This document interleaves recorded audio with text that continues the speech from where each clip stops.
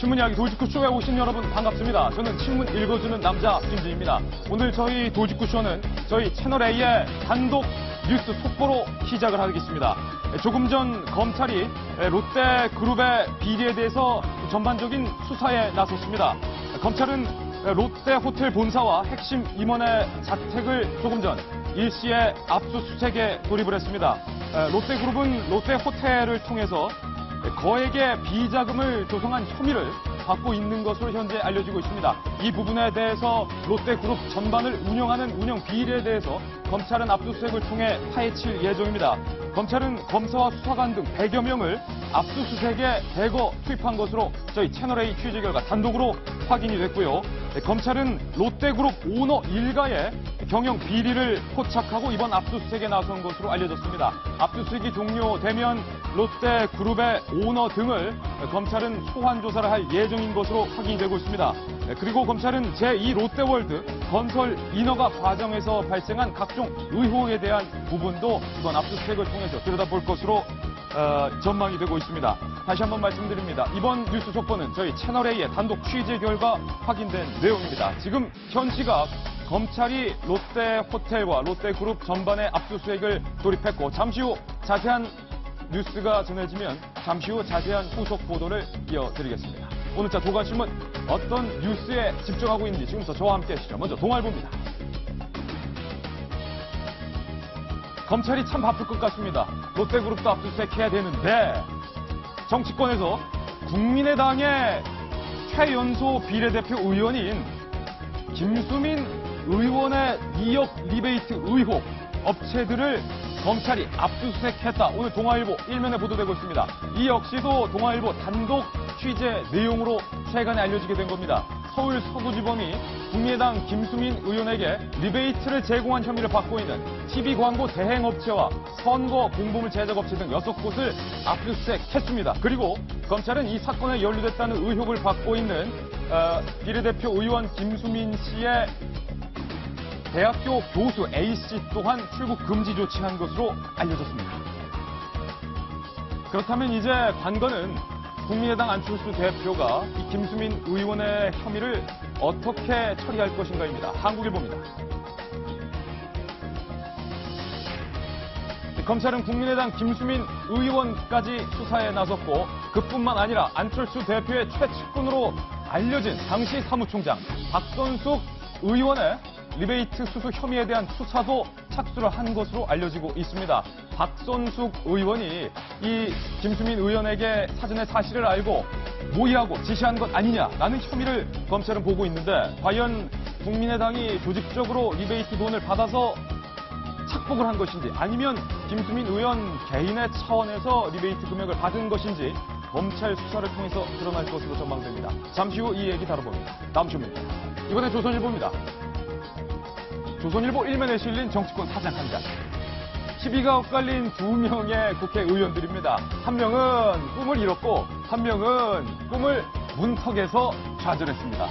정세균 의원은 어제 저희 돌직구쇼의 출구조사 예측 보도대로 국회의장에 선출이 됐고 서청원 의원이 진심으로 축하를 하고 있는 그런 모습인데 여러모로 서청원 의원이 좀 아쉬울 것 같습니다. 다음 신문입니다. 이번엔 경향신문입니다. 사회명 기사 준비되어 있습니다.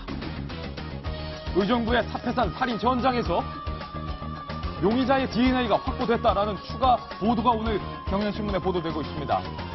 한 남성의 채모가 발견이 된 것인데 그런데 문제는 이 용의자의 DNA와 경찰이 갖고 있는 데이터베이스에 있는 DNA와 일치하는 DNA가 없다는 것입니다. 결국 경찰이 확보하고 있는 DNA 풀 밖에 있는 누군가가 이 여성을 살해했다라는 얘기가 되는데 잠시 후 그 남성은 왜 이 여성을 살해했는지 자세히 보도해드리겠습니다.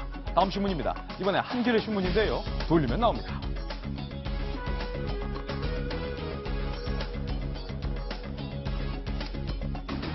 서울 메트로와 은성 PSD의 본사 역시 압수수색을 당했습니다. 이번엔 경찰입니다. 서울지방경찰청과 서울광진경찰서 등등이 방배동에 있는 서울 메트로 본사를 비롯해서 스크린도어 점검 수리 용역 업체인 은성 PSD와 유진 메트로컴 본사와 지사 등 10곳을 압수수색했습니다. 매피아, 이른바 매피아. 박원순 서울시장의 측근 인사들이 서울 메트로로 자리를 잡고 이 서울 메트로의 중역들이 다시 자회사로 자리를 잡는 과정에서 이 같은 사망 사건이 발생한 것 아니냐. 경찰은 이 연결 부분에 주목하고 있습니다. 다음 신문입니다. 이번에 서울신문입니다. JP가 단단히 결심했더라. 이런 말을 밝혔는데요. JP가 밝힌 누군가가 단단히 결심했더라.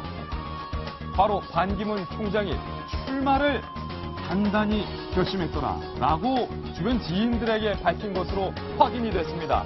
반기문 총장은 앞서 JP, 김종필 전 국무총리와 비밀 대화를 나눈 것으로 알려졌는데 그 비밀 대화의 결론을 JP는 반기문 출마 단단히 이렇게 내린 것입니다. 잠시 후 관련된 뉴스 속보 전해드리겠습니다. 다음 신문입니다. 이번에 중앙일보인데요. 역시 돌리면 나옵니다. 낮에도 컴컴한 산속, 정해진 길로 산행을 반드시 해야 된다는 건데 경찰이 들고 나온 대책은 무엇일까요? 호루라기를 들고 정해진 길로 산행을 하라. 호루라기를 들고 정해진 길로 산행을 해라. 대낮임에도 불구하고 해가 뜬 시간임에도 불구하고 사람이 많이 다니는 길목에도 불구하고 혼자 등산을 한 여성들이 호루라기까지 들고 다녀야만 하는 이 상황. 잠시 후 사패산 살인 사건에 대해서 잠시 후 저희 돌직구쇼에서 상세히 보도를 해드리겠습니다. 오늘도 신문 이야기 돌직구쇼는 여러분을 위한 쇼입니다.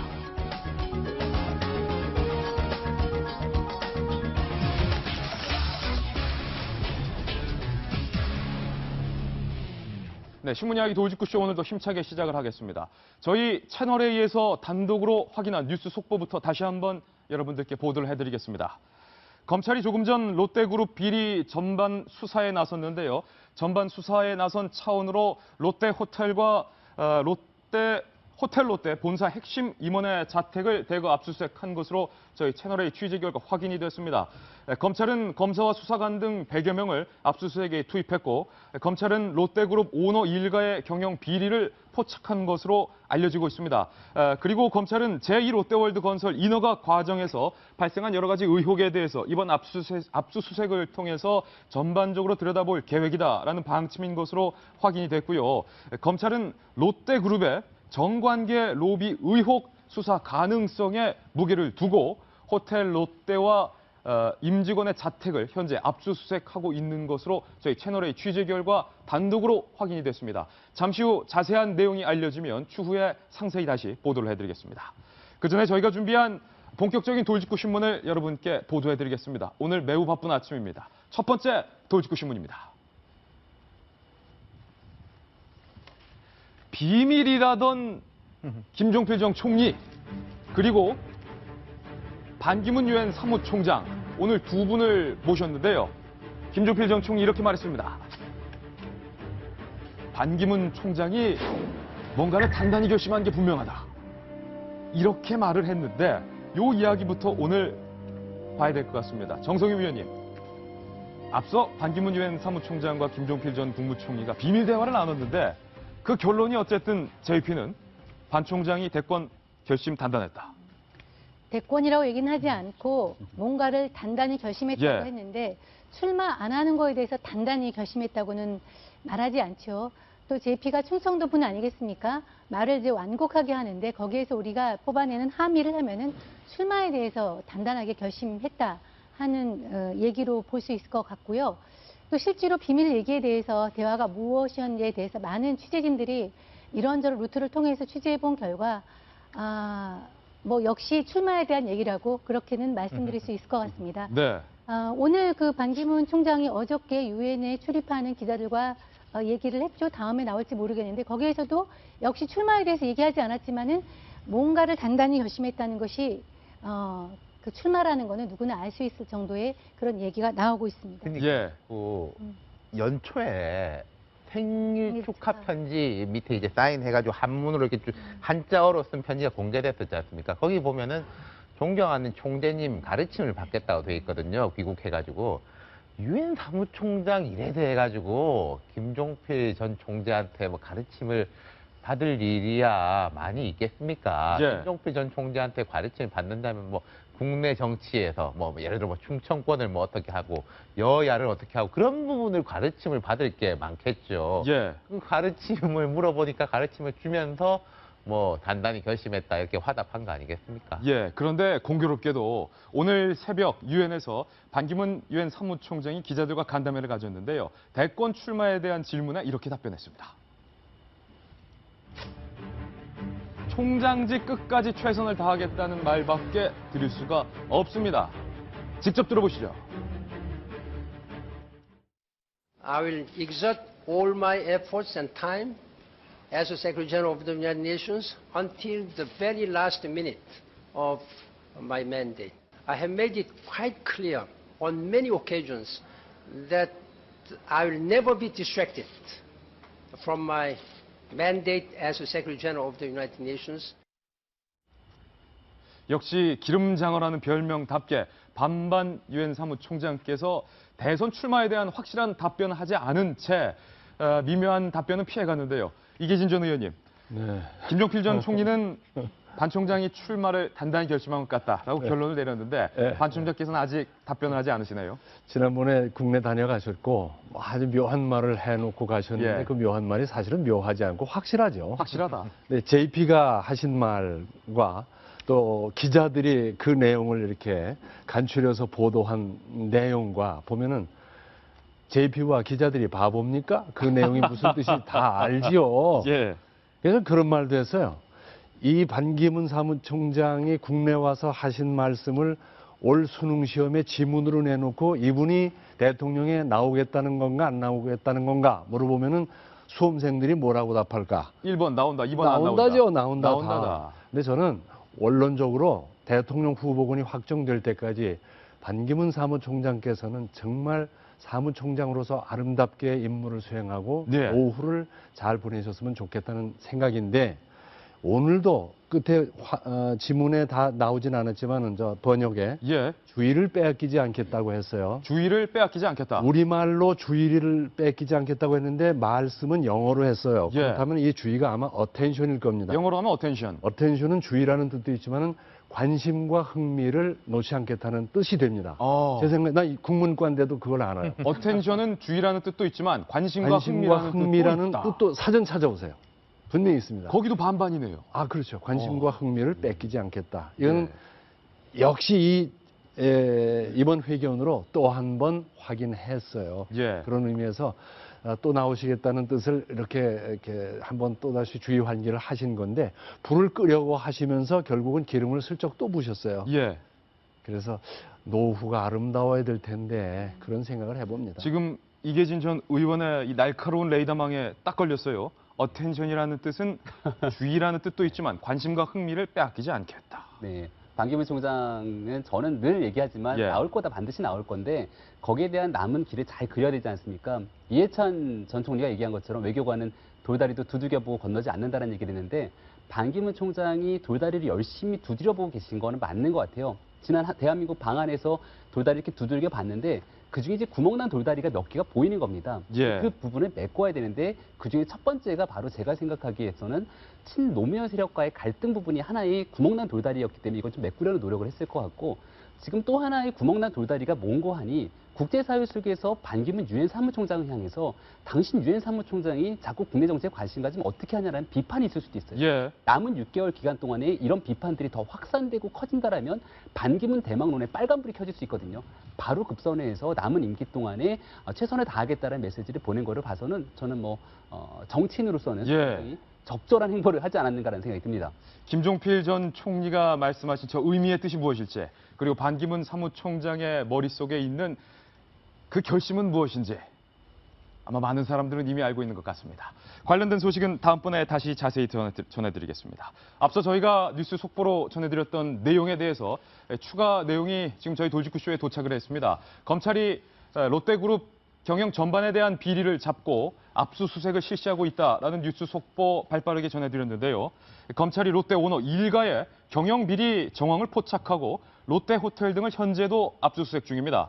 신영자 롯데장학 이사장, 신동민 회장의 누나죠. 신영자 이사장의 롯데 면세점 입점 비리 의혹이 모든 일의 발단이었는데 이제는 거기에서 더 나아가서 롯데그룹 전반을 본격 수사하겠다는 검찰의 의지가 읽힙니다. 이 소식은 사회부 이윤상 기자가 단독으로 취재했습니다. 검찰은 오늘 오전 롯데그룹 지주사격인 롯데호텔 등의 검사와 수사관을 급파했습니다. 롯데그룹의 심장이라고 할 수 있는 롯데호텔 내 경영총괄 부서를 집중적으로 압수수색하고 있습니다. 검찰은 그동안 금융거래 내역 추적을 통해 신동빈 롯데그룹 회장 등 오너 일가의 경영비리 단서를 포착한 것으로 알려졌습니다. 정은호 게이트와 얽힌 롯데 면세점 입점 로비 사건 수사에서 한 발 더 나아가 롯데그룹 비리 전반을 수사하겠다는 겁니다. 롯데그룹은 그동안 신격호 총괄회장 일가가 일본 내 비상장 계열사 등을 통한 순환 출자 구조로 한국 내 계열사를 운영했습니다. 복잡한 계열사 구조로 회사를 운영하면서 비자금을 조성했다는 의혹이 제기되기도 했습니다. 또 신격호 총괄회장의 수건 사업이었던 제2롯데월드 건설 인허가 과정에서 공군과 잡음이 끊이지 않았습니다. 지난 2008년 경기도 성남 서울공항 동편 활주로 각도를 틀기로 하면서 제2롯데월드 건설에 들어갔지만 특혜 논란이 지속되고 있습니다. 수사는 롯데그룹의 정관계 로비 의혹으로 확대될 가능성이 있습니다. 검찰은 압수물 분석이 마무리되면 롯데그룹 임원들을 소환할 계획입니다. 채널A 뉴스 이윤상입니다. 네, 저희 검찰의 롯데그룹 압수수색에 대한 단독 뉴스 보도해드렸는데요. 애초에 네이처리퍼블릭 정은호 대표가 네이처리퍼블릭 매장이 롯데 면세점에 입점하는 과정에서 뭔가 대가성 현금이 오고 간 것 아니냐라는 단서를 갖고 수사에 시작했는데요. 정성희 위원님, 네이처리퍼블릭 입점 의혹보다 사실은 더 큰 경영비리 의혹이 검찰은 뭔가를 짚히는 게 있는 것 같아요. 확실히. 고구마 줄기 나오듯이 지금 계속 딸려 나오고 있는데 예. 이제 시작은 정은호 네이처 리퍼블릭 대표가 롯데 면세점에 입점하기 위해서 돈을 줬는데 그 받은 사람이 롯데의 그 임원이 아니고 그 오너가 받았다는 거예요. 신영자 롯데 장학재단 이사장이 신동훈 회장의 누나죠. 누나인데 그 아들이 경영하고 있는 회사를 통해서 받았다고 하는데 처음에 검찰이 압수수색을 한 거는 증거인멸이었습니다. 예. 조사를 하려고 하니까 컴퓨터부터 서류까지 다 파기해버린 거예요. 이건 분명히 증거인멸이고 증거인멸을 하기 위해서 조사하기 위해서 롯데 장학재단과 그 계열사 아들이 대표로 있는 그 계열사를 수색을 했는데 예. 보니까 이게 다른 게 나온 거죠. 어허. 비자금 의혹이 지금 보도에 따르면은 그 비자금이나 돈 세탁 혐의가 나온 것 같고 그거에 대해서 롯데 호텔이 아마 핵심적인 역할을 한 것 같아서 롯데 호텔과 롯데호텔 임원에 대한 압수수색이 들어간 것 같은데 예. 아마 비자금이나 돈 세탁 다른 혐의들을 잡은 것 같습니다. 검찰이. 롯데가 지난해부터 뭐 롯데 왕자의 난 등을 통해서 롯데그룹 전반이 굉장히 시끄러운데 제2롯데 월드 인허가 과정에 대한 부분도 이제 검찰이 나오는데 수사하겠다. 이 사안은 되게 클 것 같습니다. 왜냐면요, 검찰이 좀 큰 칼을 뽑았다라는 방증이 보이는 게 일단 지금 롯데 호텔이 IPO, 그 기업 공개를 준비하고 있거든요. 날짜도 잡혀 있고 뭐 주관사를 마련해가지고 이제 공모주를 하려고 하는데 이런 식으로 하면 기업 공개가 어려울 거예요. 어렵죠. 그룹 차원이 흔들리는 걸 감수하겠다라고 검찰이 칼을 뽑은 것이고, 그리고 이제 롯데 호텔을 중심으로 하는 부분은 한일 경영권 분쟁에서 일본 측에서 상당한 이제 뭐 정보라든지 제보가 들어갈 수 있을 개연성이 있고,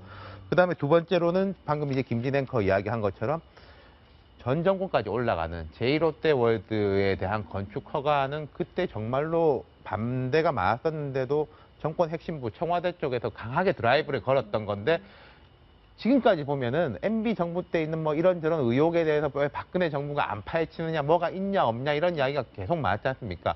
이게 어디로 가느냐. 물론 이게 영업 허가를 내준 거는 뭐 박원순 서울시장 쪽이지만은 그 영업 허가라는 건 다 지은 다음에 영업 허가이니까 어디로 갈지까지 이렇게 되면은 정은호 게이트는 오히려 세 발에 피고 더 큰 것들이 기다리고 있다고 볼 수 있겠습니다. 예, 정권 말에 이 대형 게이트가 터지는 것 아니냐라는 관측이 검찰 주변에서 나오고 있습니다.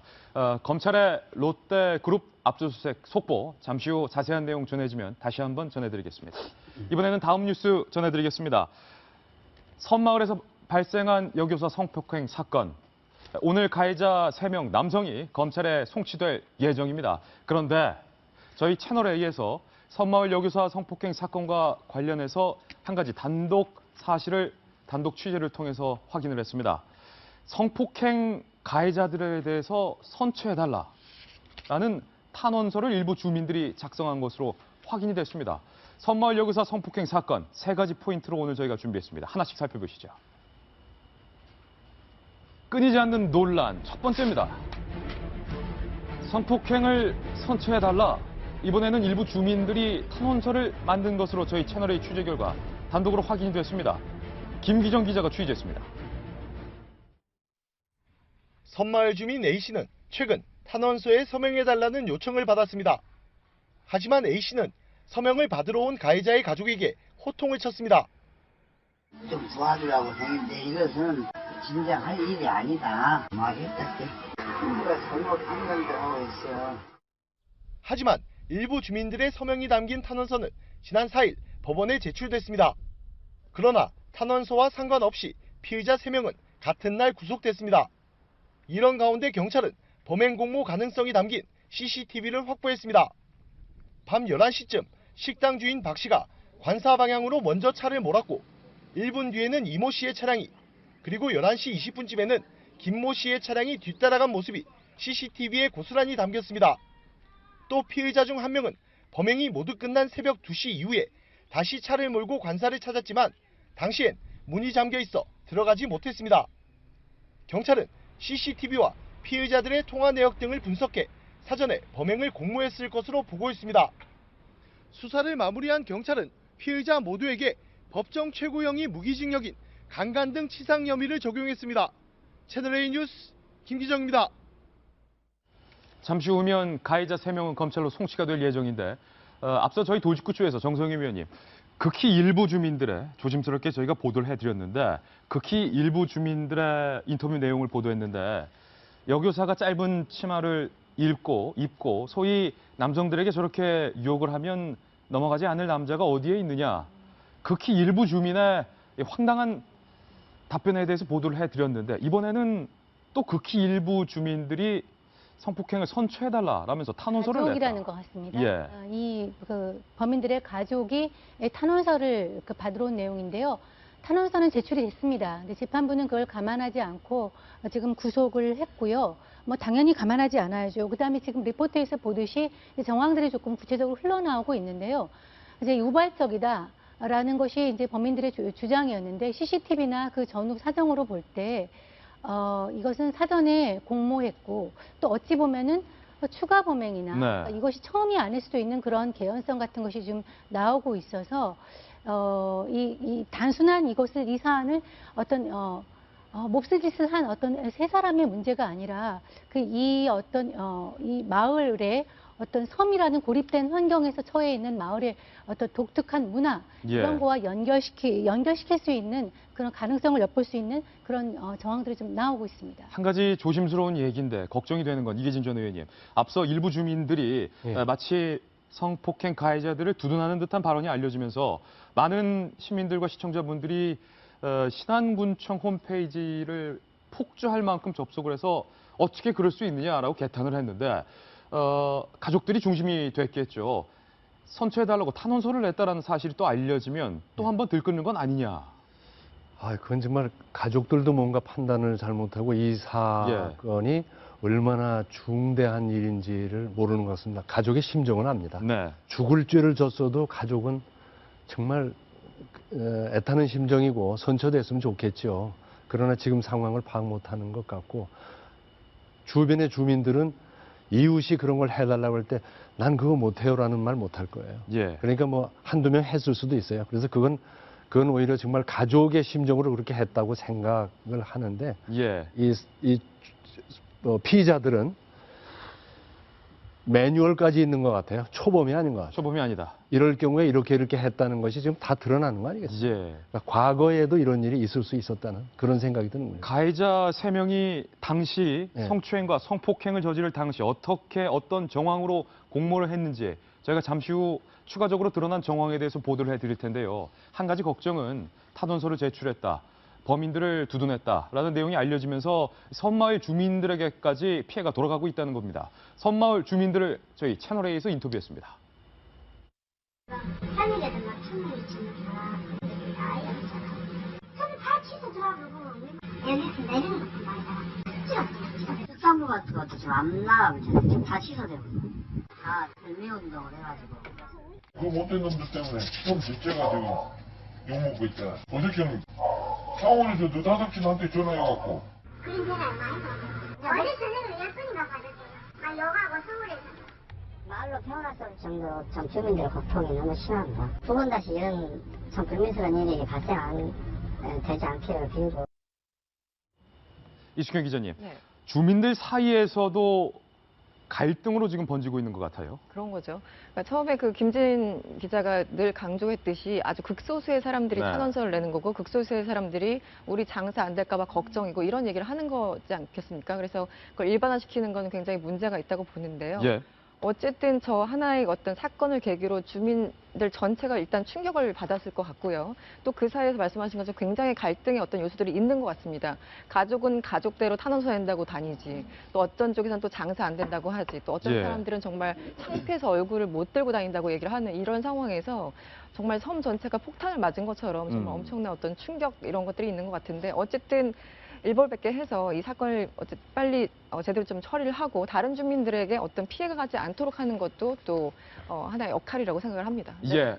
이번에는 섬마을 성폭행 사건과 관련한 두 번째 내용을 공개하겠습니다. 3번을 먼저 뜯어보겠습니다. 약속한 듯 관사로 향한 인면수심 가해자 3명.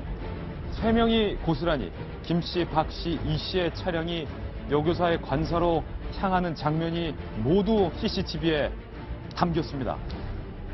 아, 이게 김병민 의원님. 예. 범행을 저지른 당일의 상황에 대해서 지금 경찰 수사 사항이 계속해서 하나씩 드러나고 있는데 오늘 새롭게 드러난 것은 CCTV가 있었는데 CCTV는 모든 것을 다 알고 있었다입니다. 오늘 동아일보에 나왔던 기사 내용 한마디만 좀 소개를 드리고 싶은데요. 학부모가 아니라 짐승이었다. 존경해야 될 선생님을 선생님이 아니라 단순히 욕정을 푸는 상대로밖에 생각하지 않았다라는 기사 내용이 나옵니다. 전 이 기사 내용을 보면서 정말 굉장히 많이 공감을 했고요. 이 사람들이 처음에 이 사건이 발생하고 나서 했던 그들의 대응들을 보면은 몰랐었다. 의도적인 내용이 아니었다는 얘기를 했는데 결국은 CCTV 내용을 살펴보니까 예. 처음부터 모든 게 의도적이었다는 게 드러났습니다. 예. 선처 여지가 일말의 여지가 없는 거죠. 선생님의 증언을 보니까요. 술을 마시는 순간부터 그들끼리 뭔가 속삭이는 것들이 느껴졌다라는 얘기를 하게 됩니다. 예. 그리고 결국은 경찰 조사 결과 이 여교사가 술에 어느 정도 취해서 토론하는 것들을 보게 되면서 성폭행을 공모하려는 생각을 갖게 됐다라는 얘기가 나옵니다. 예. 처음부터 의도적으로 이 사람들이 3명이 다 짜고서는 마을에 우리 아이들을 가르치러 온 선생님의 대상으로 욕정을 풀려고 마음을 먹었다라는 거고 결국 범행을 했다라는 거죠. 더 끔찍한 거는 앞서 우리 리포트에서 봤지만 모든 범행이 끝나고 난 뒤에 서로 모여갖고서는 있는 장면들이 CCTV에 나오기도 하고 또 2시가 넘어서 다시 한번 관사를 찾아갔지만 문이 잠겨서 들어가지 못했던 장면들도 나옵니다. 만약에 선생님이 아마 이제 어느 정도 정신을 차리고 문을 잠그고 그 관사 안에서 엄청난 두려움에 떨고 있었던 걸로 알고 있는데 예. 만약 그때도 문을 열어놨다면 또 다른 범행이 드러나지 않았을까라는 생각이 드는데요. 일말의 용서의 여지가 없는 사건이라고 저는 생각합니다. 예. CCTV에는 밤 11시 40분경 박 씨가 해당 여교사를 성추행한 뒤 식당으로 되돌아가는 장면도 CCTV에 포착이 됐고요. 1분 뒤 이 씨, 20분 뒤 김 씨가 관사의 차례로 도착하는 장면도 고스란히 촬영이 됐습니다. 그리고 결정적으로 윤태곤 실장님, 박 씨, 이 씨, 김 씨 3명이 관사와 그 주변에서 10여 분 동안 함께 담배를 피며 머물렀던 것도 CCTV에는 고스란히 촬영이 됐는데 우발적인 범행이 아니다. 범행 공모를 절대 하지 않았다라는 말과 정면으로 배치되는 증거 아닙니까? 이 사람들 주장을 받아들인다고 해도 뭐 돌보러 가니 마니 이런 걸로라도 연락을 했다는 거 아닙니까? 그럼 그 관사 앞에서 돌볼 마음이 있으면 내가 돌보면 되지. 그걸 뭐 네가 차례대로 돌봐라 이런 이야기를 왜 했겠습니까? 예. 결국은 좀 이런 뭐 공모 물론 이 저녁에 술자리를 시작할 때부터 뭐 이렇게 하기 위해 가지고 유인하고 이까지는 뭐 말하기 어려운 상황인데 아까 이제 김병민 위원도 이야기했지만 선생님이 이제 술이 좀 많이 돼가지고 구토를 하고 그때부터는 좀 마음들이 이 사람들이 뭐 이심전심이 됐는지 작전을 짰는지 예. 모르겠지만 그렇게 된 것 같아요. 예. 뭐 모르겠습니다. 이제 우리가 며칠 연속해서 이야기를 하고 있는데 지금 사실관계에 대해 가지고 뭐 더 드러나고 말고 할 것도 없고 공모 여부만이 쟁점 아니겠습니까? 쟁점이죠. 뭐 검찰이 신속하게 수사를 해서 재판으로 넘겨야 된다고 생각하고요. 그리고 이제 뭐 약간 곁다리 이야기인지 모르겠는데 선만에 대한 치안, 뭐 경찰서에 설치하고 이런 이야기 나왔지 않습니까? 제가 또 하나 지적하고 싶은 게요. 여기는 관행적으로 음주운전하고 음주에 대한 이런 게 나오고 있습니다. 이 사람들이 무슨 대리운전해서 갔습니까? 술 취해가지고 이제 차 몰고 하고, 그러니까 작은 부분에 대해서부터 치안에 대한 의식이 떨어지고 있다는 거예요. 예. 사실 이런 부분에 대해서부터 좀 검찰이라든지 관계 당국이 집중적으로 한다면은 좀 전반적인 윗수준까지의 치안 의식도 좀 바로잡을 수 있지 않을까 싶네요. 해당 여교사는 현재에도 이 정신적인 피해를 호소하고 있는 상황입니다. 그런데 해당 여교사가 어렵사리 경찰 조사에서 당시의 상황에 대해서 입을 열었습니다. 이렇게 말했습니다. 술에 취한 그 과정에서도, 그 가운데서도 피의자들, 그러니까 박 씨, 이 씨, 김 씨, 해당 남성 3명이 나를 보면서 몰래 뭔가 이야기를 나눴다. 술이 취해 있는 과정이지만 분명히 기억을 한다. 라고 진술을 했고요.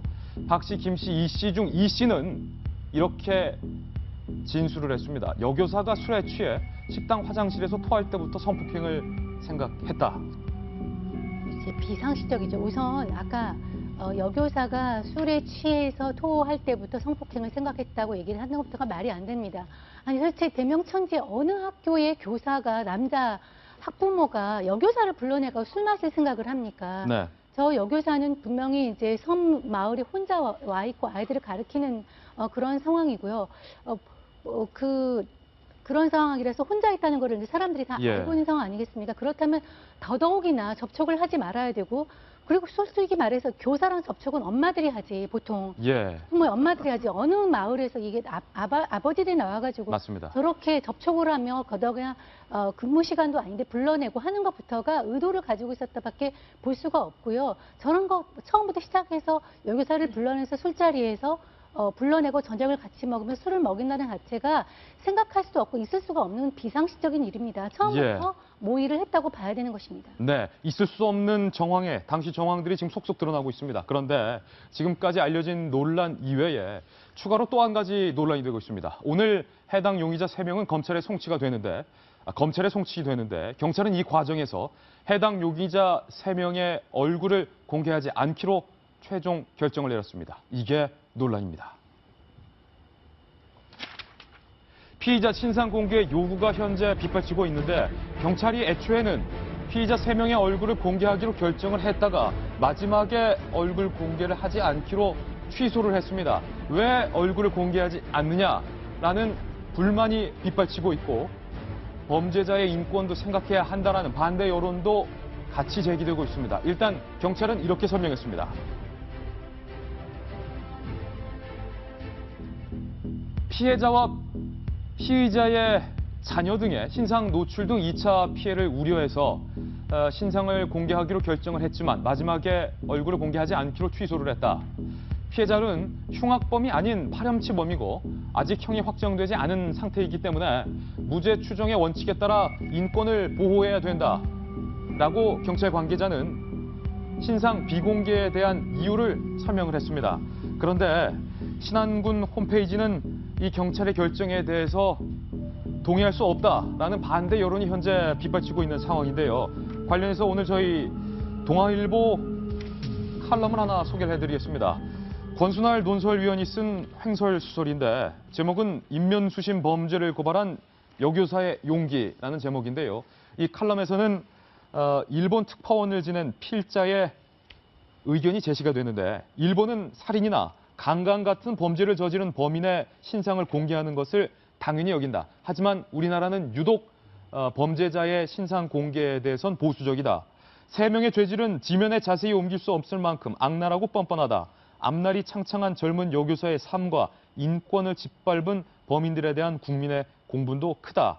그런데도 신상 노출을 막기 위한 경찰의 결정에 수긍할 국민이 얼마나 되나? 라는 한 칼럼도 소개가 되고 있는데, 이순규 기자님, 얼굴을 공개해야 된다, 해서는 안 된다. 이게 지금 가장 뜨거운 논란입니다. 네. 저는 일단 그 경찰 관계자가 표현한 그 방식 있지 않습니까? 흉악범이 아니라 파렴치범이다. 어디까지가 흉악범이고 어디까지가 파렴치범입니까? 제가 보기에는 흉악범이거든요. 그 예. 기준이 있는지도 모르겠으나 기준이 있다고 하더라도 성폭행범은 파렴치범이기 때문에 좀 보호를 해줘야 된다. 이런 인식인데 이 인식 자체가 성폭행이라는 엄청난 범죄에 대해서 사람들이 어떻게 인식하고 있는지를 고스란히 드러내는 한 대목이 아닌가라는 생각이 듭니다. 이건 역시 흉악범 맞다. 그렇죠. 예. 그리고 더군다나 당한 그 여기서 입장에서 생각한다면 흉악범 이상일 수 있는 거죠. 더군다나 그 또 하나의 문제는 저는 이걸 공개해야 된다 말아야 된다 그 어떤 제 의견을 말하기 이전에 예. 기준이 없다는 겁니다. 그래서 얼마 전에 그 수락산 살인 사건 같은 경우는 공개를 했고 또 그 전에 강남역 화장실 사건 같은 경우는 공개를 하지 않았었죠. 그래서 그때 기자들이 물었습니다. 도대체 기준이 뭐냐? 내부적인 어떤 검토를 했다 뭐 이런 건데 사실은 본인들도 특별한 그 어떤 기준이 없는 것 같아요. 그리고 지금 무죄 추정의 원칙을 얘기를 하는데 사실은 모든 피의자에 대해서 저 기준은 동일하게 적용이 돼야 됩니다. 그러니까 네. 경찰이나 검찰의 어떤 그 설명들이 기준이 없이 들쭉날쭉한다라는 비판을 받지 않을 수 없고요. 저는 성폭행범도 어쨌든 흉악범이라는 그 카테고리 안에 있다고 보고 이런 경우 뭐 물론 이제 그 피해자의 인권도 물론 중요하지만 예. 어떻게 보면 가끔 우리나라는 그 피해자보다는 가해자의 인권을 더 생각하는 것이 아닌가라는 생각이 들 때가 있어요. 그래서 여기에 대해서 좀 정리를 해주셨으면 좋겠습니다. 신상 공개를 고려할 만큼의 상황이다라는 의견이신데 네. 정성유 위원님, 경찰도 고민이 많은 것 같아요. 처음에는 신상을 공개하기로 결정했다가 마지막에 취소를 했어요. 공개하지 않기로. 저도 그 권순할 의원의 칼럼에 대해서 취지에 머리로는 엄청 동의하는데 또 내용적을 들어보면은 이 비공개는 피해자가 요구했다는 것 같습니다.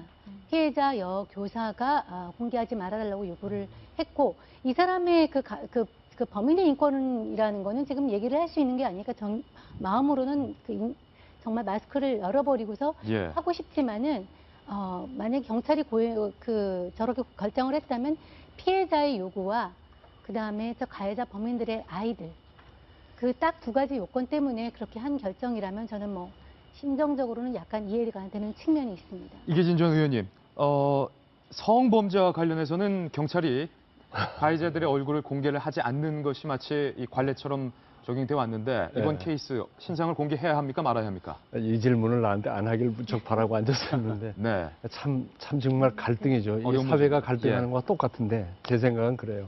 심리적으로 우리들은 그렇죠. 누구야? 그 낯짝 좀 보자. 이 심리가 있는 거예요. 네. 그런데 어른들은 다 알죠. 누군지 벌써 그 예. 지역 사람들 다 아는데 전 국민에게 이 사람이다라고 보여주는 일관되게 범인의 얼굴을 공개하는 것으로 나간다면 네. 우리가 IT 강국이고 참 여러 가지 기술이 있는데 그 섬에만 거기 아마 공중파만 나갈 겁니다. 예. 섬에만 교란 전파를 쏘는 방법이 있어요. 재밍. 그러면 그런 걸 해가지고 예를 들어서 하루 동안만 딱 텔레비전을 못 보게 재밍을 쏴가지고 못 보게 하면 되거든요. 나머지 국민들은 다 볼 수 있고 아이들을 보호하기 위해서라는 생각에 나는 동의합니다. 예. 여기까지 들어보도록 하겠습니다. 이번엔 저희가 준비한 다음 돌직구 신문으로 넘어갈 텐데요. 경기 의정부에서 발생한 사패산 여성 등산객 살인 사건의 단서를 경찰이 확보를 했습니다. 그러나 용의자를 특정하는 데는 경찰이 현 시각에도 어려움을 겪고 있는 것으로 전해지고 있습니다. 돌직구 신문을 확인하시죠. 자살이냐, 타살이냐, 사인에 대해서 어제까지는 불분명했습니다. 그런데 경찰이 수사 결과 이 사건은 타살이 맞다. 그러니까 살인사건이 맞다라고 결론을 내렸습니다.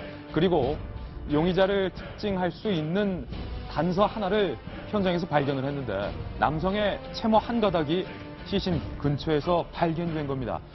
정석유 위원님, 이 DNA 분석을 통해서 그럼 용의자를 특정할 수 있는 겁니까 지금?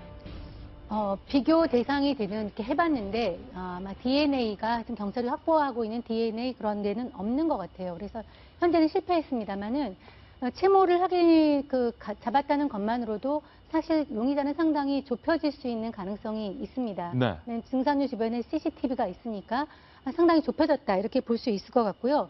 어저께 우리가 얘기한 대로 그 성폭행 흔적은 없었습니다. 네. 다만 이 몸싸움이나 성폭행을 시도하는 과정에서 저항하는 과정에서 나타난 그 채모에서 DNA를 확보를 했기 때문에 이제 드나드는 CCTV 주변에 뭐 가게가 있다든가 이런 것이 CCTV를 통해서 좁혀질 가능성이 있습니다. 이제 우리가 지적하고 싶은 것은 어저께도 지적을 하고 했지만은 그러니까 우리가 안전한 데가 없다는 거예요, 네. 여성들이. 특히 이제 등산로 같은 경우에는 좀 그동안에도 안전의 취약지대로 이렇게 볼 수가 있는데요. 저기도 우선 휴대전화가 잘 터지지가 않고요. 대낮에도 좀 어둡습니다. 어두컴컴하기 때문에 그 여성들이 특히 피해가 될 가능성이 높은데 사실 우리나라가 등산이 할 만한 거 외에는 돈 없는 사람들이 가까운 데 레저를 즐길 수 있는데 등산하는 데 마땅한 게 없거든요. 다 돈 드는 곳입니다. 그렇기 때문에 우리 시민들이 굉장히 안전하고 안심하고 주변에서 찾을 수 있는 공간인데 이런 곳에서 저렇게 범죄를 당할 수 있다는 그런 거는 우리 전체적인 안전만 제 측면에서 좀 생각을 해봐야 될 문제고요. 예. 이 부분에 대해서 치안을 굉장히 강화될 필요성이 있고 범인도 빨리 검거해야 합니다. 김병민 전 의원님, 예.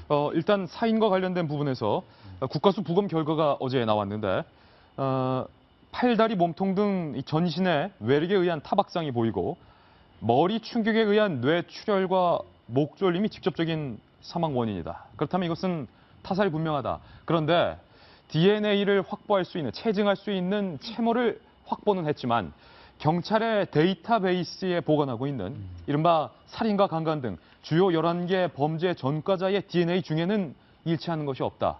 그러니까 전과자가 아닌 전혀 다른 남성의 채모가 발견이 됐기 때문에 용의자를 특정하는데 범인이 누구인지 잡는 데는 아직까지 좀 요원하다. 이런 건 아닙니까? 그래서 지역사회가 지금 굉장한 불안감에 떨고 있는 겁니다. 현재까지 범죄자가 어떤 행보로 여기에 왔는지 또 어떤 사람일지에 대한 전혀 아무런 단서가 지금 나타나지 않고 있기 때문에 어제도 우리가 말씀을 드렸지만 진짜 집 뒤에 있는 산이거든요. 얼마든지 쉽게 갈 수 있는 곳이기 때문에 바로 내 집 가까이 데서 범죄가 일어나서 그 주변에 있는 사람들은 집 밖으로 나가기도 무섭다라는 얘기들을 하고 있는 상황이고요.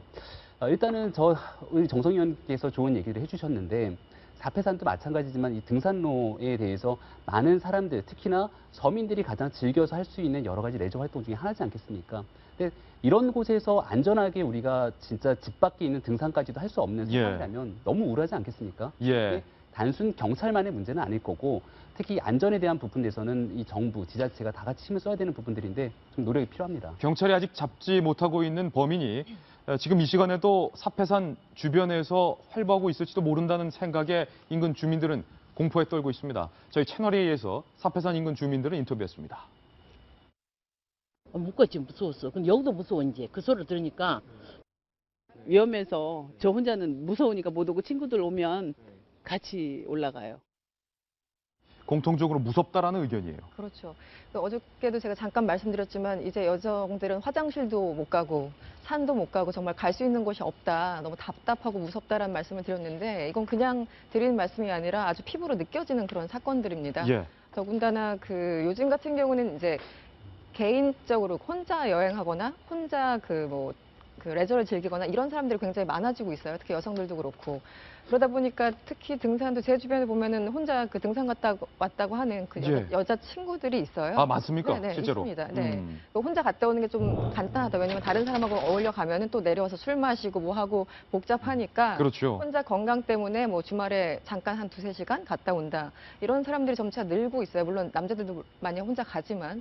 근데 저런 사건을 딱 보면은 아까 그 주민들도 말했지만 등산 자체가 굉장히 공포로 다가오는 겁니다. 네. 네, 그래서 지금 오늘 보니까 중앙일보에서도 이제 얘기를 하고 있는데 일단 낮에도 굉장히 컴컴하고 그리고 산에 들어가면은 휴대폰이 안 터지잖아요. 예. 그러니까 기본적으로 모든 곳곳에 CCTV를 설치하거나 이런 것들은 현실적으로 무리가 있다지만 당장 우리가 생각할 수 있는 이런 인프라 구축부터 좀 하면서 좀 문제를 그러니까 피해를 최소화해 나가야 될 것 같다는 생각이 듭니다. 네. 보면은 이 사람이 지금 용의자 특정도 안 되고 있지만은 일단 흉악범 전과자는 아닌 것 같잖아요. 그렇죠. 두 번째는 면식범도 아닌 것 같아요. 만나기로 한 면식범이었으면 이 돌아가신 분의 휴대폰이 남아 있어야 되는데 친구하고 전화를 해서 나 혼자 올라왔다, 혼자 이제 먹고 있다 이런 이야기를 한 걸 보면 누구 만나기로 한 사람도 아니니까 말하자면 묻지마 범죄 이런 말 저는 별로 안 좋아하는데 비목적범일 가능성은 되게 높은 거예요.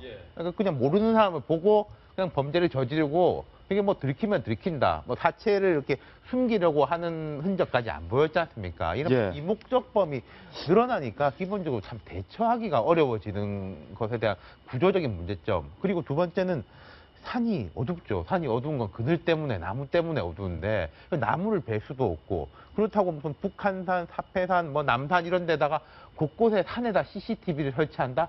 이것도 좀 말이 안 되는 거고. 예.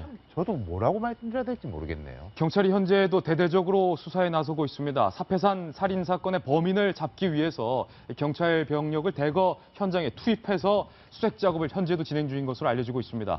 많이 불안하겠지만 그래도 우리 경찰을 믿고 사패산 살인 사건의 범인을 경찰이 빨리 검거해 주시기를 믿고 기다리는 수밖에 없을 것 같습니다. 대한민국 여성 예. 순환 시대군요, 한마디로.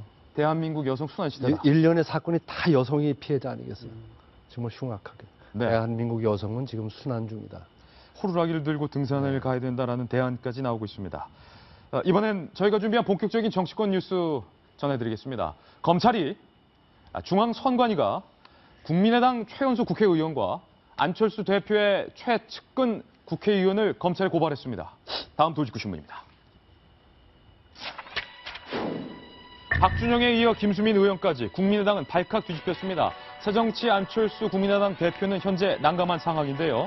국민의당의 최연소 국회의원인 김수민 의원이 지난 선거 기간 중 홍보업체에 일감을 주고 그 대가로 2억 3천만 원가량의 돈을 리베이트조로 받은 것으로 알려져서 검찰이 대대적인 수사에 나섰습니다. 그런데 안철수 대표의 최측근인 박선숙 의원까지 이 사건에 개입한 것으로 알려지고 있습니다. 더 나아가서 이 돈이 국민의 당으로 유입이 됐는지도 검찰은 들여다보겠다.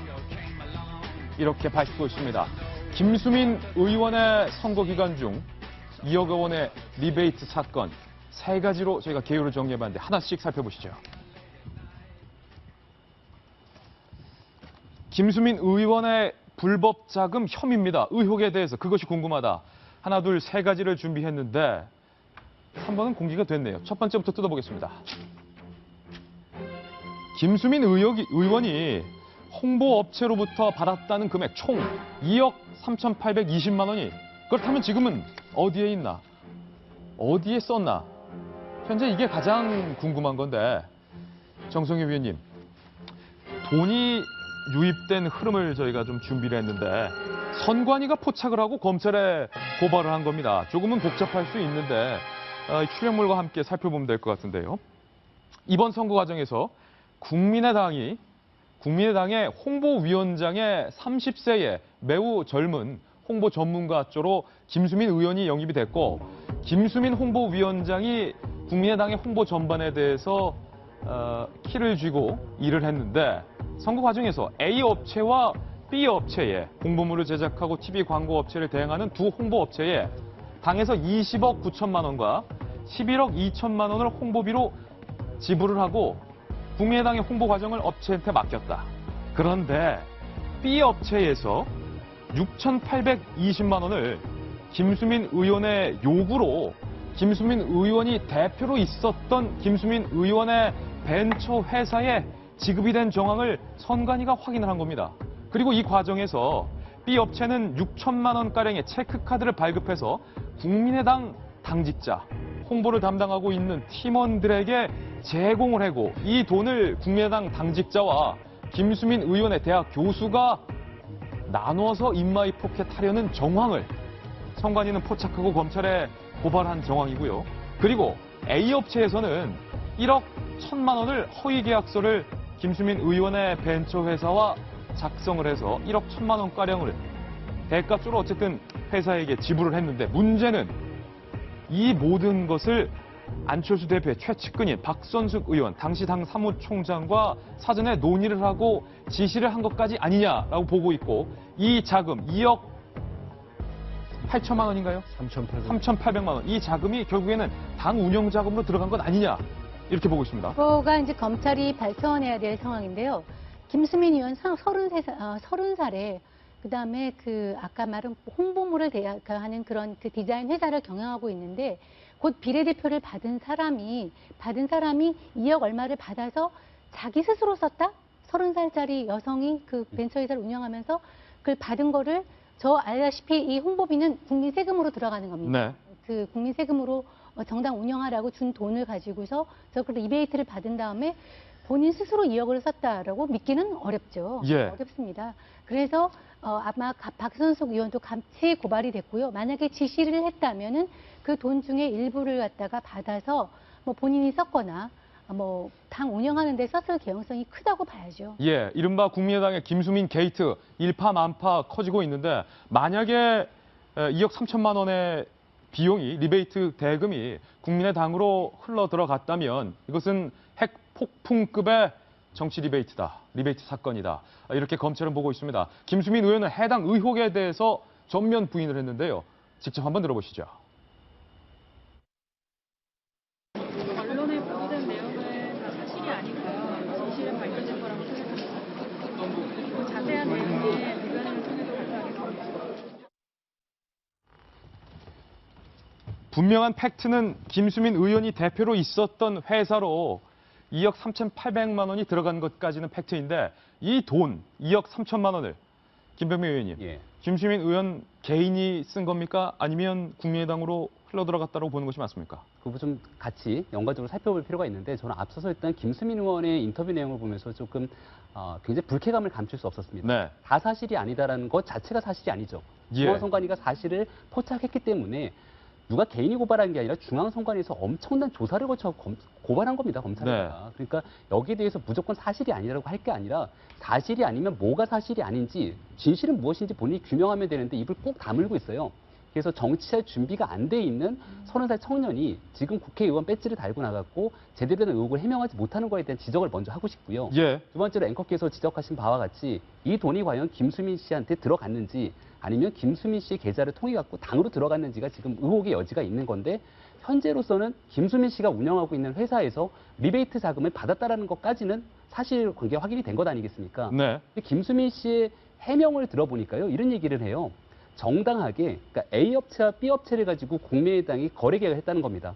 비례대표 선거를 하려면 선거 공보물 집집마다 배달되잖아요. 그 선거 공보물이 꽤 많은 비용이 들어가니까 이게 A 업체, 그러니까 B 업체는 비례대표에서 TV 광고를 하게 되니까 B 업체에 돈이 들어가는데 그럼 정당하게 계약을 맺어갖고 이 업체가 한 만큼 돈을 가져가면 될 것 아닙니까? 왜냐하면 이 돈은 국민의당이 주는 게 아니라 국고보조금이라고 하는 국민의 세금이 투입이 되는 거예요. 근데 받아간 돈에서 일부를 떼갖고 석연치 않게 김수민 의원에게 준다는 겁니다. 예. 김수민 의원이 국민의당의 핵심 당직자입니까? 결국은 A 업체, B 업체를 선정할 수 있는 권한이 김수민 의원에게 있었냐? 저는 그렇게 보지는 않거든요. 예. 그럼 누군가가 A 업체, B 업체에게 압력을 가해서 김수민 의원에게 돈을 주라고 압력을 행사한 사람이 누군지, 받은 돈은 과연 이게 국민의당으로 흘러갔는지 여부를 아주 면밀하게 조사를 검찰이 해야 될 겁니다. 김수민 의원이 누구인가 아마 많은 시청자분들이 궁금해하실 것 같아서 준비를 해봤습니다. 깜짝 정치 신인으로 유명했죠. 그런데 이제는 검찰의 수사 대상이 됐는데 김수민은 누구인가? 1986년생입니다. 만 30세고요. 20대 이번 총선의 최연소로 당선이 된 비례대표 의원이고 국민의당의 비례대표 7번, 꽤 앞선 비례대표 순위를 받았습니다.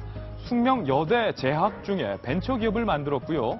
허니버터칩이라는 과자의 포장 디자인으로 이른바 유명세를 탔습니다. 그리고 이번 선거 과정에서 홍보위원장으로 영입이 되면서 국민의당을 로고와 홍보물을 제작한 것으로 알려졌고 나중에 알고 봤더니 김연배 전 의원의 딸로 밝혀져서 20대 청년에게 공천을 준 것이 아니라 결국에는 이른바 정치적 금수저에게 공천을 준 것이 아니냐라는 논란도 국민의당 내에서 선거 과정 중 일기도 했었습니다. 정성희 위원님, 허니버터칩 포장은 굉장히 많은 분들이 잘 아실 것 같아요. 제가 어저께도 먹었습니다. 예. 아들이 그걸 사와가지고 하는데 허니버터칩 포장이 유명한 게 아니라 허니버터칩이 유명하죠. 유명한데 포장은 제가 보기엔 좀 유치합니다.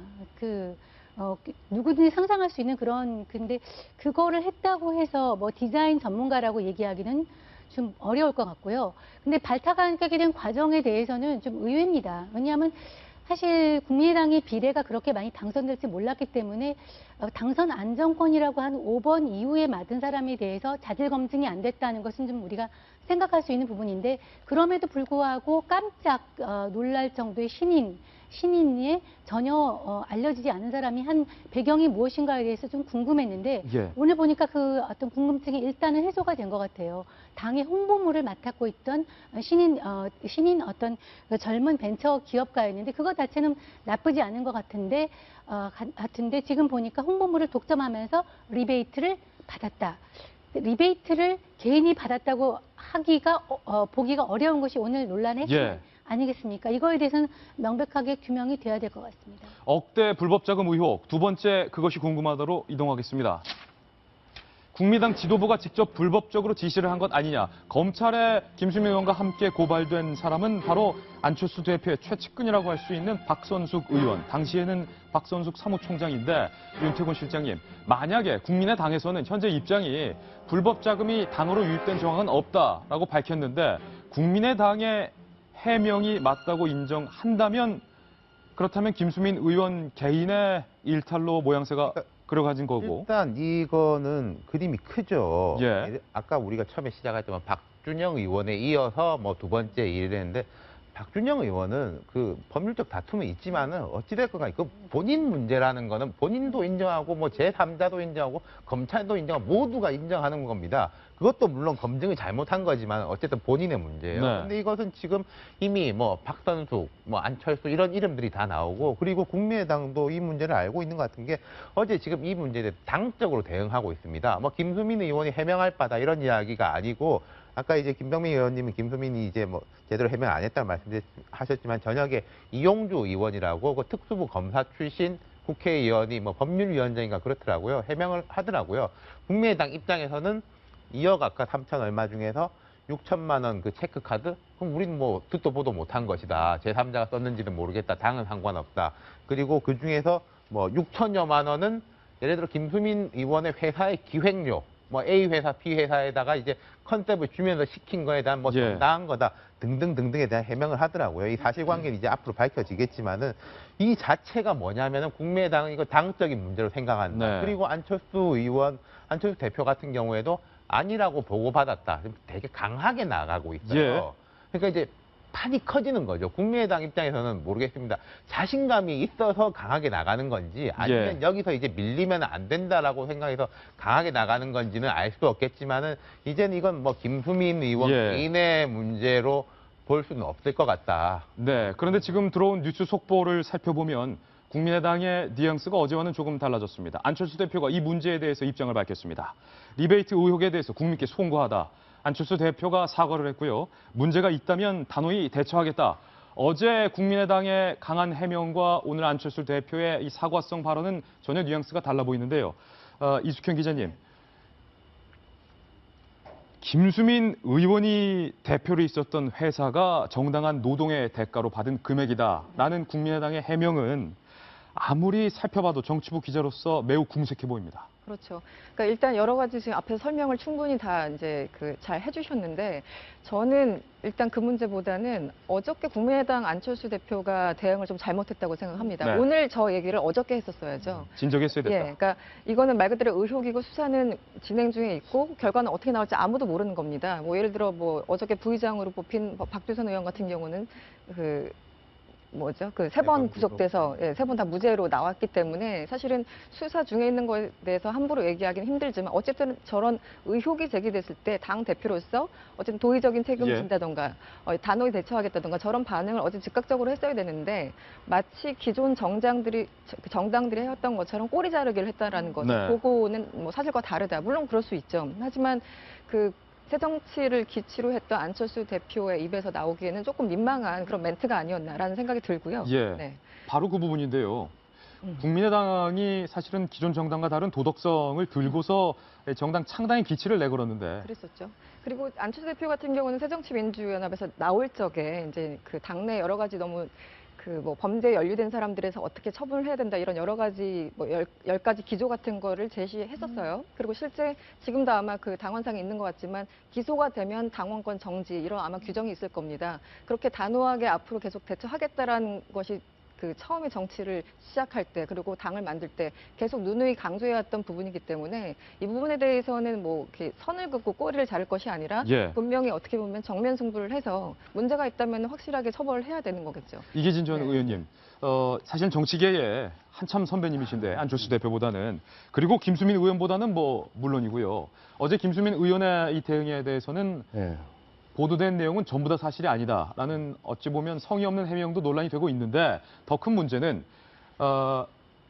20대 총선 국회의원 선거가 의약품 리베이트도 아니고 무슨 이런 홍보 과정에서 2억여만 원의 리베이트를 초선 예. 의원을 시켜서 받게 하고 만약에 이것이 사실이라면 근데 그 김수민 의원이 기자한테 한 말 딱 한마디에서 저는 저게 사실이겠구나라는 생각을 했고 예. 개인이 받아서 쏘진 않았구나. 당과 관계 있구나. 그게 뭐냐면 기자들이 물었을 때 자기의 일이라면 자기가 얘기를 했는데 대변인이 얘기할 거다. 네. 개인의 문제를 대변인이 얘기해 주지 않습니다. 예. 그것은 당과 관계가 있다는 것을 마음속에 벌써 연관을 지어 놓은 거고 선관위 참 오랜만에 잘합니다.